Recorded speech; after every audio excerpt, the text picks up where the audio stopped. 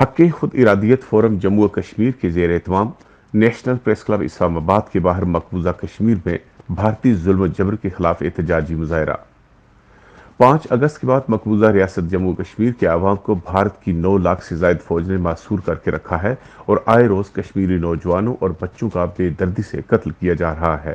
مظاہرے سے خطاب کرتے ہوئے مقررین نے شہید جنید صحرائی اور شہید طارق احمد کو گلہائے عقیدت پیش کرتے ہوئے کہا کہ شہدائے کشمیر کے مشن کو پایہ تکمیل تک پہنچانے میں کوئی کسر نہیں چھوڑیں گے۔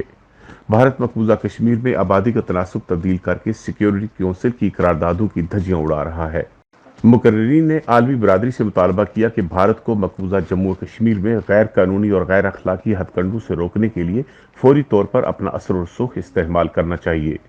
مظاہرین سے عبدالحمید لون، سید منظور احمد شاہ، عظما گل، محمد شفیع ڈار، امبرین ترک، ثناء اللہ خان اور دوسرے رہنماؤں نے خطاب کیا۔